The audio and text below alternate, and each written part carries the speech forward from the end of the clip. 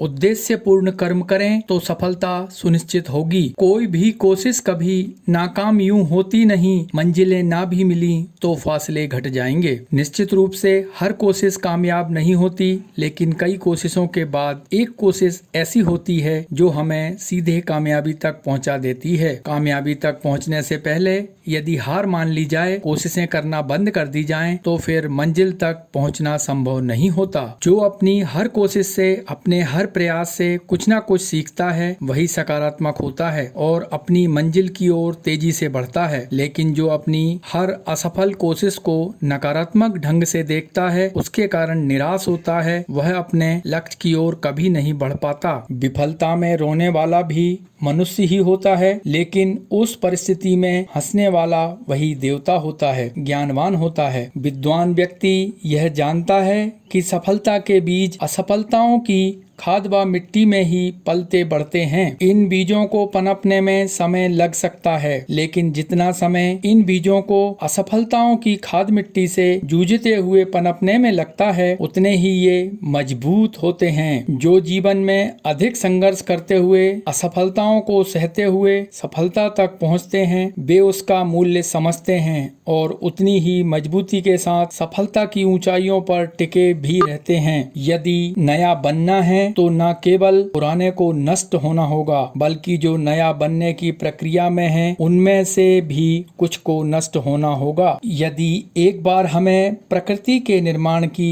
यह प्रक्रिया समझ में आ जाए, तो हमें सफलता का एक मूलभूत सूत्र हस्तगत हो सकता है। समाज ने भी सफलता और असफलता को अपने ढंग से परिभाषित कर रखा है। उसकी एक परिभाषा के दो मुख्य आधार हैं। पहला है कर्म और दूसरा है उद्देश्य। यदि कर्म करते हुए उद्देश्य प्राप्ति हो गई तो व्यक्ति सफल, और यदि कर्म करते हुए उद्देश्य की प्राप्ति न हो पाई तो वह व्यक्ति असफल मान लिया जाता है। दरअसल असफलता का प्रकृति में कोई अस्तित्व होता ही नहीं है। हम सफल भी होना चाहते हैं और असफल होने से घबराते हैं, जबकि हमें सफलता व असफलता के मानसिक द्वंद से बाहर निकलकर पूरे मनोयोग से अपना कर्म करना चाहिए। अखंड ज्योति, नवंबर 2020, पृष्ठ क्रमांक 16। इस चैनल गुरु गायत्री को लाइक कर लीजिए, सब्सक्राइब कर लीजिए और अपनों में शेयर जरूर कर दीजिए।